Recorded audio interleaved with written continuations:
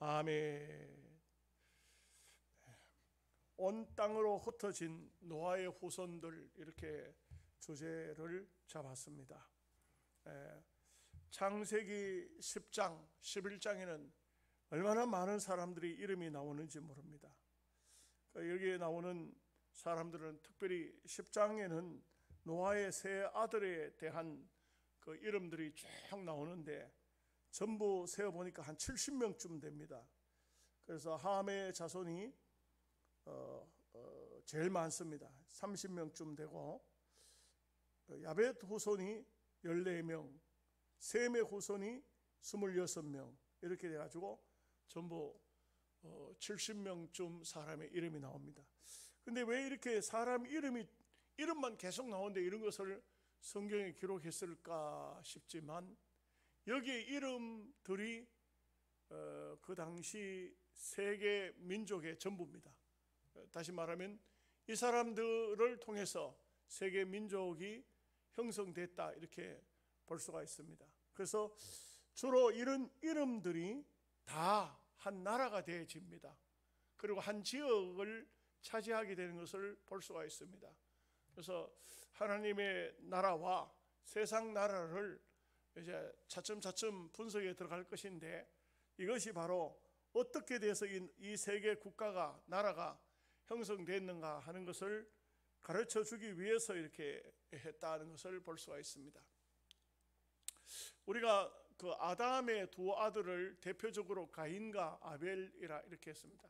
그래서 가인의 계통과 아벨의 계통, 이렇게 되어 있는데, 우리가 앞에도 배웠지만 가인은 성경을 아무리 찾아봐도 회개하는 그런 기미는 전혀 보이지 않습니다. 자기가 아벨을 죽였는데, 이 사람이 사람의 생명을 죽였다는 것은 뭐 옛날이나 지금이나 앞으로도 마찬가지지만 이게 가장 무서운 죄고 큰 죄입니다. 그런데도 불구하고 가인은 자기가 다른 사람이 자기를 죽일까 그걸 두려워했지, 자기가 죽인 사람에 대한 어떤 양심의 가책이나 뉘우침이나 이런 것이 일체 없습니다. 그래서 가인의 계통은 뭐 말하자면 홍수 심판이 남으로써 끝이 났죠. 그러나 또다시 함이라는, 그리고 특별히 하나님의 나라를 대적하던 함의 아들 가나안이라는 그런 존재가 결국은 또 가인의 계통을 이어받는 것을 볼 수가 있어요. 그래서 이게 뭐냐면은 이 세상에는 반드시 악인들이 가는 길이 있고, 또 비록 별로 업적도 없고 그냥 한번 아벨이라는 사람은 제사 한번 지낸 얘기밖에 안 나와요. 제사 한번 지내고 죽었어요. 그리고 그 뒤로는 셋이라는 사람이 나왔고, 셋의 계통에서 노아가 나오고, 노아 그 전에는 모든 사람이 홍수로 또 끝장이 나고, 이 노아의 계통에서 세 아들을 통해서 하나님의 나라가 형성이 되어져 가는데, 그러면서도 이 함이라는 악의 축이 계속적으로 성장해 가고 세상을 점령해 가는 이런 모습을 볼 수가 있습니다. 그렇기 때문에 성경에서 흐르는 맥은 딱 두 가지입니다. 하나는 하나님이 원하는 그 방향으로 가는 그 길, 하나는 사탄이 부르고 있는 사탄으로 가는 악의 어두움의 길, 이렇게 딱 두 길로 딱 나누어져 있어요.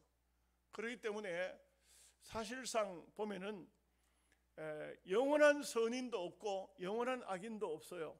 이게 제 말이 무슨 말이냐면, 그 사람이 그렇다는 것이 아니고 그 길이, 노아는 분명히 선인이지만, 의인이지만 거기서도 악인이 태어났다 이 말이죠. 그렇기 때문에 조상이 선한 사람이니까, 오늘날로 따지면 목사님이니까, 장로님이니까 거기에 자녀들은 무조건 선한 자녀가 태어난다, 그런 법이 없습니다. 그렇기 때문에 우리는 후손들을 위해서도 기도를 많이 해야 되고, 우리의 자녀들, 우리의 후손들 속에서는 악의 축이 태어나서는 안 됩니다. 제가 지난 시간도 말씀드렸지만 세계적으로 유명한 악을 행한 사람들이 악인의 가정에서 태어난 사람도 있지만 선인의 가정에서 태어난 사람도 없지 않아 있습니다. 세계적으로 유명했던 악질 분자들, 히틀러라든지 이런 사람들, 레닌이라든지 북한의 김일성이라든지 이런 사람들이 다 기독교 계통에서 나온 사람들입니다. 그래서 옛날 어른들 중에는 김일성의 그 계통에서 그 사람들 중에 예수 믿던 사람들에 대한 얘기도 많이 해요. 실제로 그 조상들의 무덤이 어디에 있습니까? 여러분 혹시 아세요? 김일성 조상들의 무덤은 전라도 가면 있어요. 전주에 가면 있습니다. 제가 지난번 몇 해 전에 집회 갔을 때 있더라고요. 거기 있어요. 지금도 있습니다. 존재하고 있습니다.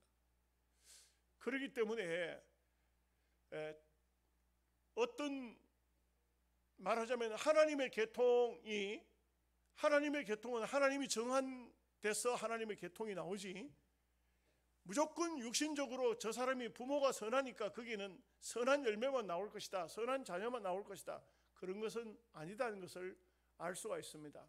그렇기 때문에 한 시대가 없어지면 또 어떤 가계가 파괴가 되어지고 한 민족이 없어져도 다시 또 악의 축은 다시 또 나오도록 되어 있다. 그리고 이 역사는 마지막 요한계시록적으로 볼 때 마지막 전쟁까지 사탄의 세력과 의의 민족, 의의 백성이 공존해 있다는 것을 알 수가 있어요. 그래서 결국은 우리가 생각할 때 함의 아들 가나안은 저주를 받아 야벳과 셈의 종이 될 것이라 해서 이 사람들이 완전히 망하고 끝이 날 것 같지만 안 그렇습니다. 저주를 받은 것은 영적인 저주지, 육신적으로 그들이 사람들 중에는 함의 자손들이 결국은 아프리카 지역의 흑인들 출신이고 그 사람들 저주를 받아가지고 그래가지고는 종노릇을 오랜 세월 동안 했지 않느냐 했지만, 그러나 이건 또 반대적으로 말하면 함의 자손들 중에 세계를 제패하고 세계를 다스린 때도 있었어요. 애굽이 바로 그런 세상 아닙니까? 그렇기 때문에 우리는 육신적인 것을 가지고 하나님께서 말씀하신 것은 아니에요. 아담이 선악과를 따먹었을 때 네가 정령 죽겠다 하니까 선악과 먹고 바로 죽은 게 아닙니다.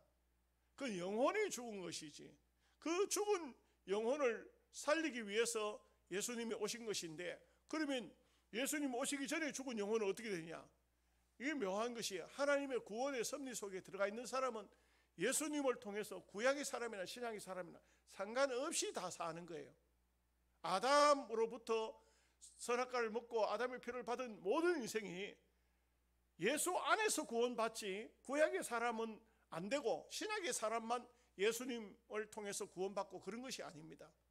이 하나님의 대속의 원리는 하나님께서 만세 전에 이미 이 천지와 우주 만물이 만들어지기 전에 하나님은 하나님 백성을 택정해 놨다, 선택해 놨다는 것입니다. 엄밀히 따지면 우리는 하나님의 선택을 받았기 때문에 내가 예수님을 믿는 것이지, 내가 예수님을 믿고 싶다고 믿어지는 것이 아니다 이 말이죠. 이 말씀들을 가만히 보면은 악의 세력들은 연속적입니다. 악의 세력은 항상 보면 상처가 많습니다. 자기들이 가진 상처가 치료함을 받지를 못합니다. 그리고 그 악이 계속적으로 전속되어 내려가는 것을 볼 수가 있습니다. 중국 영화 같은 걸 보면은 부모의 원수가 있죠. 부모가 죽으면서 말합니다. 누가 우리 조상을 해한 원수다. 그 부모가 죽을 때 또 자녀들에게 그런 얘기를 합니다. 자녀는 그 원수를 또 갚으러 갑니다. 그쪽은 또 죽게 되면은 그 사람들이 또 누구 때문에 우리가 죽었다. 이 악의 연속이 계속 이어지지, 악은 악을 계속 낳습니다. 악의 상처는 없어지지 않습니다. 그렇기 때문에 가인의 계통은 계속 나올 수밖에 없습니다. 이 연속적으로 주님이 재림하여 세상을 심판하고 그야말로 세상이 세상을 문 닫는 그 시간까지 악의 축은 계속적으로 남아있다, 이렇게 볼 수가 있습니다. 1절 말씀을 다 함께 같이 보겠습니다. 노아의 아들 셈과 함과 야벳의 족보는 이러하니라. 홍수 후에 그들이 아들들을 낳았으니. 묘한 것은 이 셈과 함과 야벳 세 아들이 노아의 아들인데, 이 사람들이 홍수 전에는 아들을 낳지 않았다, 자식이 없었다 이거죠. 그 자식을 놓고 안 놓고도 엄격히 보면은 하나님의 섭리 속에 들어있다 이거죠. 우리가 자식을 놓는다는 것은 내가 놓고 싶어서 낳은 것이 아니고 하나님의 섭리 속에 있다는 것이죠.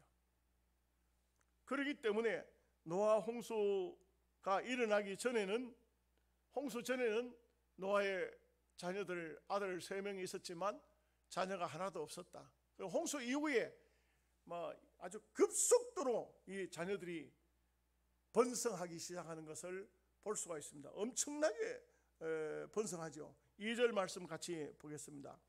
야벳의 아들은 고멜과 마곡과 마데와 야완과 도발과 메섹과 디스라요.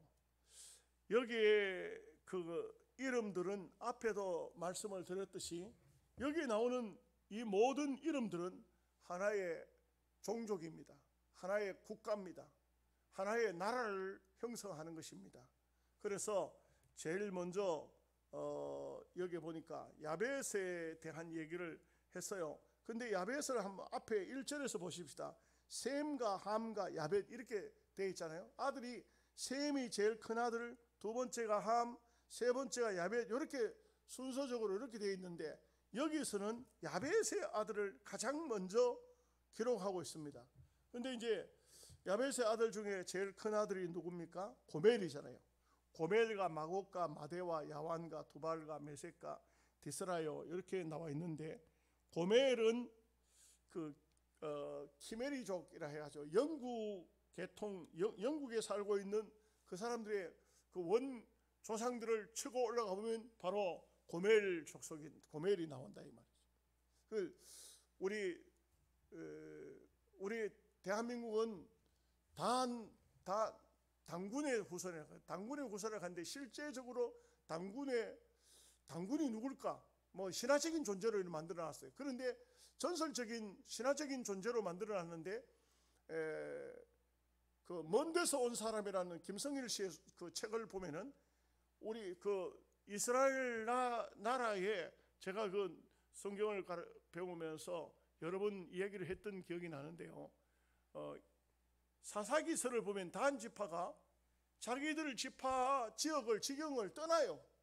떠나는데 어디로 가냐면 북쪽으로 계속 올라가요. 북쪽으로 계속 가면은 어디로 넘어오냐면 실크로드를 통해서 중국으로 절로 해가지고 몽골 여기까지 올라오는 것이 바로 실크로드 길이지 않습니까?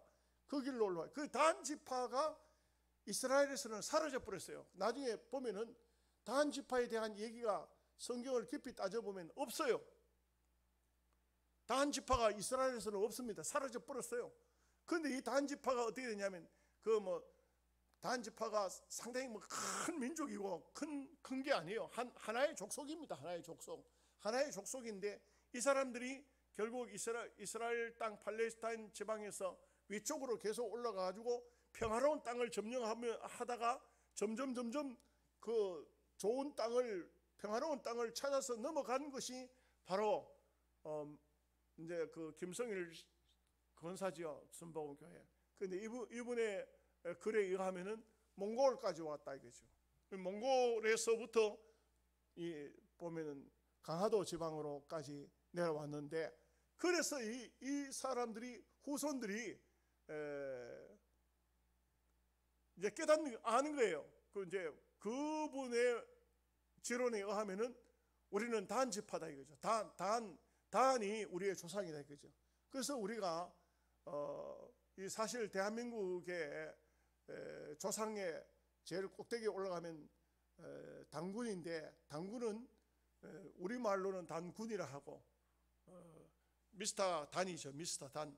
그리고 결국은 이스라엘 지파의 단 지파 하나가 넘어와서 아시아 계통, 결국 대한민국 땅을 형성하는 그 조상이 됐다, 이렇게 그렇게 찾아보기도 합니다. 그런데 영국에서는 계속 찾아보면은 영국에는 제일 위에 조상이 누구냐면 고멜로 나와요. 고멜. 이 고멜은 결국은 여기에 보니까 누구였습니까? 야벳의 아들은 고멜가, 이렇게 되어 있잖아요. 그 영국 계통의 사람들이 그렇게 되어 있다. 마곡은 흑해에 있는 동남쪽에 있는 스구디아인, 스구디아인에 대한 얘기도 성경에도 나옵니다만 이 사람들이 마곡 사람들이라고. 나중에 요한계시록에 보면 곡과 마곡에 대한 이야기가 나와요. 근데 이게 스구디아인들이 주로 사는 지역이, 이 사람들이, 마곡 사람들이 사는 지역이 러시아, 소련, 지금 이제 전쟁 벌이고 있는 그 러시아 그 지역의 사람들이라 이거죠. 그러니까 결국 엄격히 이 말씀으로 이렇게 추론하건대 요한계시록의 전쟁은 곡과 마곡 전쟁이 마지막 전쟁이 안 됩니까? 그죠? 그러면 결국은 러시아와 전쟁이 벌어진다고 볼 수가 있어요. 세계 전쟁은 러시아를 중심으로 벌어진다고 볼 수가 있어요. 그래서 지금 전쟁이 아닐까 이렇게 추측하는 사람들도 있어요. 지금 결국 러시아와 막 거기 루친스키인가 그 사람이 싸우고 있지 않습니까? 싸우고 있는 것이 이 지금 자칫 잘못하면 여기에 불 붙으면은 3차 전쟁, 계시록적인 전쟁이 일어날 수도 있다. 곡과 마곡 전쟁이 바로 그곳에서 나타날 수 있다고 말하고 있는 것입니다. 그리고 마덱 하는데 마곡과 마대와 야완 이렇게 되어 있죠. 마대라는 말은 우리말 번역상 마대라 했는데 사실은 메대만 어디 나옵니까? 다니엘서에 보면 메대가 나오잖아요. 바벨론을 점령해 나라를 무너뜨린 사람이 메대와 파사 이렇게 되어 있잖아요. 그죠? 파사 우리말로 파사라 하지만 바사 민족. 그래서 메대와 바사, 바로 이 사람들이 페르시아인들이에요. 이 사람들의 조상이 바로 마대, 그러니까 메데라 이 말이죠. 그리고 야완이라는 사람은 그리스 지역의 조상을 찾아보면 그리스인들은 우리의 조상이 누구냐 하면 이 바로 야완이라고 말해요. 야완.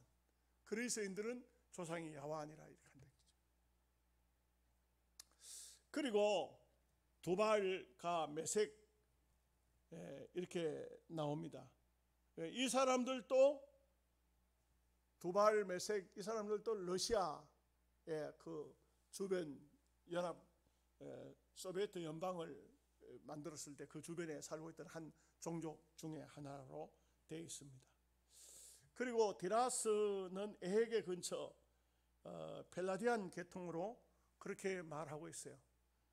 그래서 야벳의 후손은 유럽 쪽에 거의 유럽, 이 앞에 지금 말했던 야벳의 계통의 사람들이 전체적으로 몇 명입니까?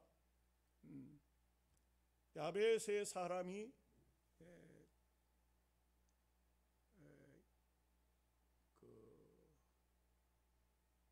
셈의 후손이 26명, 야벳의 후손은 14명, 함의 자손이 30명 이렇게 되어 있는데 이 야벳의 후손들은 전부 거의 다 유럽 쪽을 이렇게 거반 다 점령하고 살고 있다. 그럼 유럽은 어떤 곳이었죠? 우리가 일반적으로 말할 때 아주 물질적으로 창대한 쪽입니다. 그래서 하나님께서 노아에게 말씀하신 것이 야벳은 창대하겠다 했던 대로 이 사람들은 한 시대에 아주 부유한 삶을 살았어요. 물론 러시아 같은 경우는 공산국가를 하다가 나라가 망가졌습니다만, 그러나 지금도 거기서 나오는 지하자원들은 엄청나죠. 엄청난 보화를 가지고 있습니다. 그러니까 그 러시아 대통령은 그러죠. 전 세계가 달려들어도 꿈쩍도 안 한다 이거죠. 우리가 무너지면 세계가 무너진다, 이렇게 이제 큰 소리를 뻥뻥 치고 있는 거 아니겠습니까? 그리고 3절에서부터 5절까지에 나오는 여기 나오는 사람들은 여기 사람들도 주로 유럽 쪽의 사람들인데 거의 바닷가를 형성해서 살고 있는 그런 나라들입니다. 한번 읽어보겠습니다. 3절부터 5절입니다. 고멜의 아들은 아스그나스와 리바카, 도갈마요. 야완의 아들은 엘리사와 달시스와 기띔과 도비님이라. 이들로부터 여러 나라 백성으로 나뉘어서 각기 언어와 종족과 나라대로 바닷가의 땅에 머물렀더라. 주로 보면 유럽 지역의 그쪽에 바닷가에 이 민족, 이 종족들이 살고 있는데 대체적으로 평화롭습니다. 큰 전쟁도 없고 큰 누가 어디 싸울 일도 없고 잘 살아요. 이런 나라들이 보면은 바닷가에 있는 이런 나라들을 우리 한국 사람들이 여행을 가가지고 그런 곳에 가가지고 보면은요, 바다에 들어가면 물고기가 우리 우리 대한민국, 이런 중국, 일본 이런 데 있는 여기서 건져내는 동해 바다에서 또 남해 서해에서 건져내는 이런 고기하고 비교도 안 될 정도로 고기도 크고 많이 잡히고 바다도 청정 바다고 우리 이런 지역하고는 비교도 안 돼요. 창대하다. 하나님께 복을 아주 많이 받았어요. 그래서 그 사람들은요, 땅도 넓고 바다도 좋고 풍요롭고 잘 살아요. 세계적으로 뛰어나지는 않지만 그 사람들은 살아가는데 아무 지장 없어요. 아무 지장 없이 살고 있습니다. 이것은 하나님 앞에 복을 받은 민족 백성들이죠. 야벳의 후손들이라 이렇게 할 수가 있겠습니다. 6절 말씀 보겠습니다. 함의 아들은 구스와 미스라임과 북과 가나안이요. 근데 여기 드디어 함의 자손이 나오는데, 구스는 에티오피아, 아프리카 지역이죠. 거기에서 살았습니다. 미스라임이 바로 누구냐면 애굽인입니다. 애굽인. 애굽이 한때는 세계를 다스릴 정도로 아주 거대한 대국이었습니다. 대국. 애굽이 어떤 나라입니까? 애굽은요, 유브라테스와 그리고 또 유브라테스 강이 글로 흘러 들어가죠. 또 뭐죠? 티그리스 강. 유브라테스와 티그리스 강이 애굽으로 흘러 들어가서 강물이 범람하면은 그 강물이 넘쳐서 그 거름이 애굽 평야에 들어가게 되는데, 농사가 너무 잘 되고 땅이, 애굽이라는 말이 검다는 땅, 아프리카가 검다가 아니고 애굽이 검땅, 검은 땅이라, 아주 기름진 땅이라 이거죠. 그래서 이 애굽 땅이 전 세계를 다스릴 정도로 그야말로 한때는 대단한 것이었어요. 그쪽으로 나일강이 흐르고 있기 때문에 이 나일강 쪽으로 흐르고 있는 이 땅이 엄청난 부국을 만들어주는 그런 땅이었다, 이렇게 볼 수가 있습니다. 그 다음에 붓은 리비아 계통, 아라비아 계통으로 아프리카 북단을 말하고 있고요. 그 다음에 가나안. 우리가 가나안에 대한 얘기는 앞에서도 보았지만, 함이 아버지의 하체를 보고 나가서 아주 형제들에게 아버지의 부끄러운 그것을 드러냈는데, 이래가지고는 저주를 받기를, 가나안이 저주를 받았는데, 이 가나안의 자식들도 여기 나옵니다만은 거의 아마 그 가나안의 자식들 가운데서도 가나안의 7족을 만들어 형성하고 있는 사람들 이름이 상당히 우리가 귀에 익숙한 이름들도 여기 나와요. 우리가 보지는 말씀을 읽지는 않았지만 보면은 15절을 보면 가나안은 장자 시돈과 헷을 낳고 또 여부수의 족속과 아모리 족속과 기르가스 족속과 히윗 족속과, 여기까지는 거의 7족속 속에 다 들어가 있어요. 알가 족속과 신 족속과 아르밧 족속과 스말 족속과 하맛 족속과 족속을 낳았더니, 이렇게 되어 있지 않습니까? 그러니까 이 가나안은 결국은 가나안이 어디에 들어가 있냐면 결국은 팔레스타인 땅에 들어가 있고, 이 사람들이 계속해서 예수님은 셈족이에요. 셈족을 핍박하던 그런 민족이기 때문에 적그리스도입니다. 적그리스도 완전히. 그래서 저주를 받았다는 것은 예수님을 배반하고 예수님을 죽이려고 하고 또 예수 믿는 성도들을 핍박하던, 그러기 때문에 나중에 가서 하나님의 심판을 받을 때는 무서운 심판을 받을 수밖에 없는 저주받은 백성이라 이렇게 볼 수가 있습니다. 7절 말씀 함께 같이 보겠습니다. 구스의 아들은 스바와 하울라와 삽다와 라마와 삽드기아와 라마의 아들은 스바와 드단이며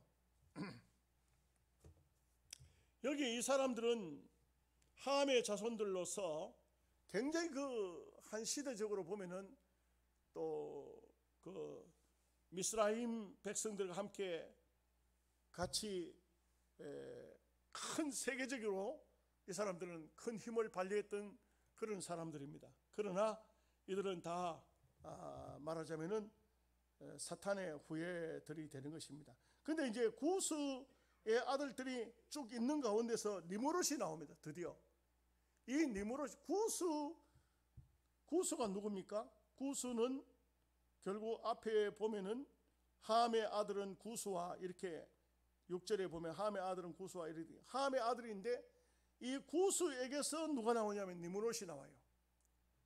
이 니므롯이라는 사람은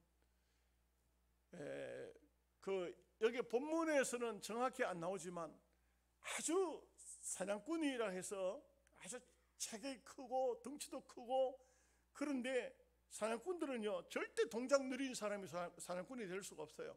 근데 이 니므롯은 전쟁도 잘하고 힘도 세고 키도 크고 동작도 빠르고, 그래서 용사라 이렇게 말하고 있어요. 근데 이제 개혁판에서는 특이한 사냥꾼이라 이렇게 말하고 있어요. 특이한 사냥꾼이라는 것은 다른 사람들은 말을 타고 따라가서 짐승을 잡아오고 이런다면, 이 사람은 그냥 뛰어가서 짐승을 잡아올 수 있을 정도로 아주 특이한 사냥꾼이라는 거죠.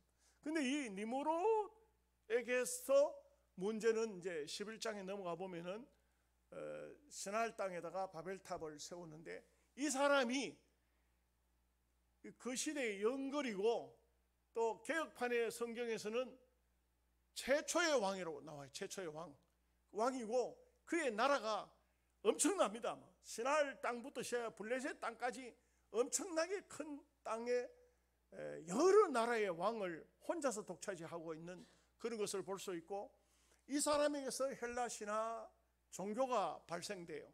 그래서 뭡니까?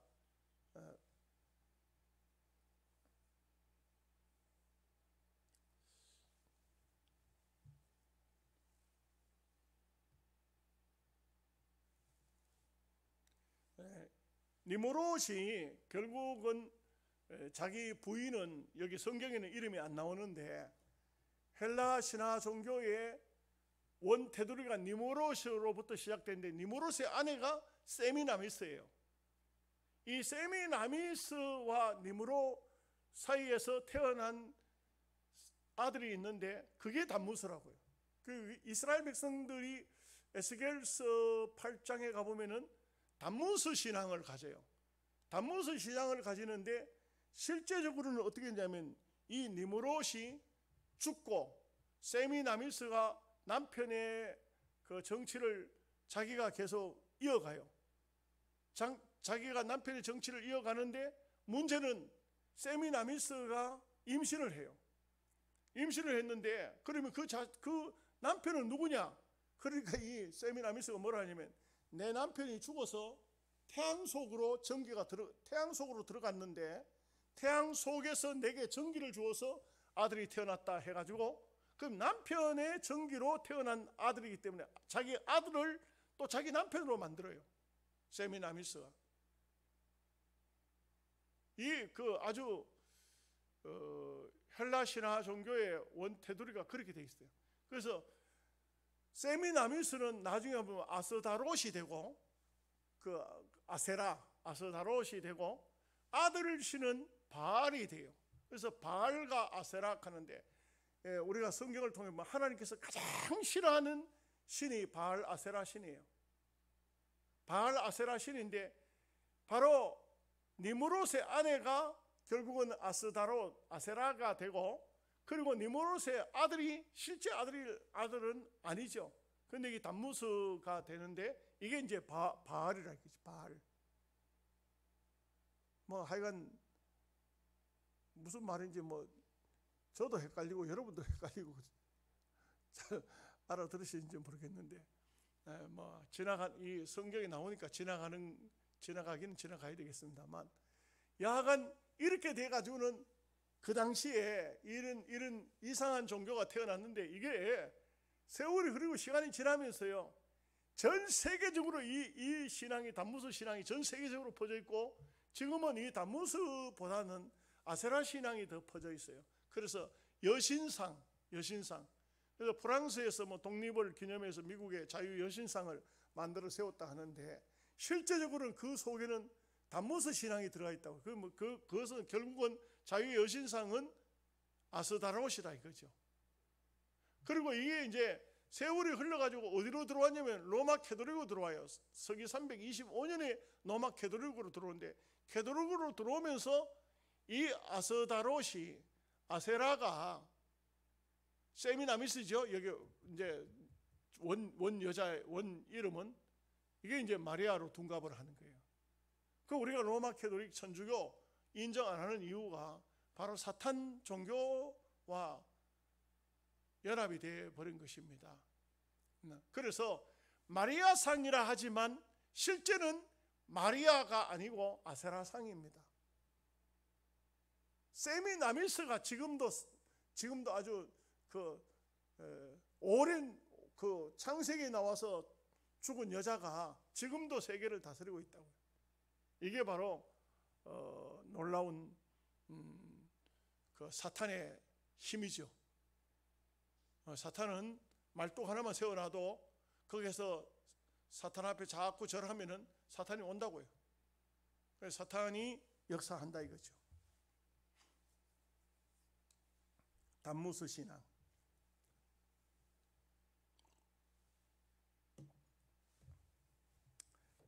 8절 말씀 보겠습니다. 구스가 또 니므롯을 낳았으니 그는 세상의 첫 용사라. 첫 용사뿐만 아니고 막 성경에서는 성경 기자들이 우리 이것을 번역을 어떻게 해야 될지를 몰라요. 대부분 그 개혁판에서 영걸이라 했고, 또 여기 이 사람을 사냥꾼이라고 했는데, 여기는 오늘 우리 성경에는 지금은 9절에 보면 용감한 사냥꾼 이렇게 되어 있는데, 특이한 사냥꾼은 심지어 어떤 분은 주석을 달기를 영혼을 사냥하는 사람이라 이렇게 했어요. 그냥 사냥꾼이 아니고. 옛날 식인종들이 사람 잡아먹었죠. 자기 종족이 아니면 막 사람 잡아먹습니다. 근데 이 사람을 잡아먹는 정도가 아니고 영혼을 사냥해먹는 사람이 바로 니므롯이라 이렇게 되어 있어요. 9절 말씀 보겠습니다. 같이 읽겠습니다. 그가 여호와 앞에서 용감한 사냥꾼이 되었으므로 속담에 이르기를 아몬은 여호와 앞에 니므롯같이 용감한 사냥꾼이로다 하더라. 하나님 앞에도 겁을 내지 않는 이런 사냥꾼이었다. 그래서 용감한 사냥꾼, 하나님 앞에서 용감한 사냥꾼은 필요 없어요. 하나님 앞에는 겸손한 사람이 되어야 되지. 자, 10절 말씀 보겠습니다. 그의 나라는 시날 땅의 바벨과 에릭과 악각과 갈레에서 시작되었으며, 11절 그가 그 땅에서 아수르로 나아가 니느웨와 호로보딜과 갈라와, 12절 계속 읽겠습니다. 및 니느웨와 갈라 사이에 레센을 건설하였으니 이는 큰 성읍이라. 참 보면은 엄청난 나라들을 이 사람이 건설하고 왕이 되고, 그리고 그 당시에 최초의 왕이 돼 가지고 아주 이거 뭐라 할까요? 어마어마한 나라를 다스리죠. 여러분 여기서 나온 것이 하나가 있습니다. 뭔지 아십니까? 로마의 교황입니다. 교황제도. 여기서 따가지고 나옵니다. 그 결국은 교황은 세계 각국의 지금 이탈리아의 바티칸 작은 하나의 작은 것을 그 로마 캐톨릭 왕국으로 가지고 있죠. 그런데 전 세계의 대사를 두고 있잖아요. 그러니까 자기들 나름대로는 영적인 세상을 가지고 있다 하지만 여기서 따가지고 나왔다 이렇게 또 보는 사람들도 있습니다. 하여간 이 사람이 보통 제주꾼은 아닙니다. 11장에 가면 이 사람이 바로 바벨탑을 세우는 사람이 되는 것을 알 수가 있습니다. 13절 14절 말씀 보겠습니다. 미스라임은 누딤과 아나밈과 느하빔과 납두힘과 바로루심과 가슬루힘과 갑도림을 낳았더라. 가슬루힘에게서 블레셋이 나왔더라. 여기에 가슬루힘에게서 블레셋이 나왔다. 가슬루힘이라는 말이 우리말로 번역하면 팔레스타인. 우리는 팔레스타인 하면은 상당히 고상한 말로 들리는데 사실은 다른 말로 하면 팔레스타인 이 말이 블레셋 이런 말과 같은 말이 돼요. 그러면 이게 무슨 뜻입니까? 우리는 이스라엘이 거기 들어가서 점령을 했으니까 팔레스타인 가면 성지처럼 느끼는데 사실 원 이름은 블레셋에 속한다 이렇게 볼 수가 있겠습니다. 하여간 노아의 자손들이 흩어져서 전 세계적으로 편만해져 들어가고 아시아 계통에 대한 얘기는 안 나옵니다만 그 유럽 지역으로 또는 저 아프리카 지역으로 대한 얘기가 나옵니다만 분명한 사실은 하나님께서 함의 아들을 가나안은 저주를 받아 했지만 그러나 육신적으로 저주를 받은 것은 아니기 때문에 우리가 이런 면을 생각해야 됩니다. 하나님의 복은 돈 많이 벌었다고 아유 복 받으셨네 이렇게 하면 안 된다 이거죠.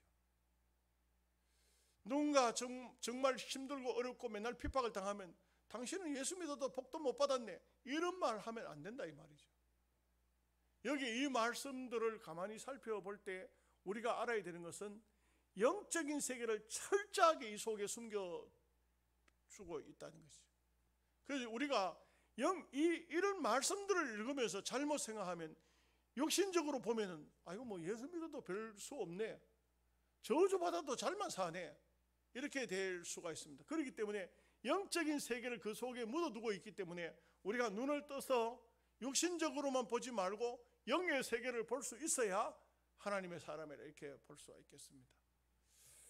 기도하겠습니다.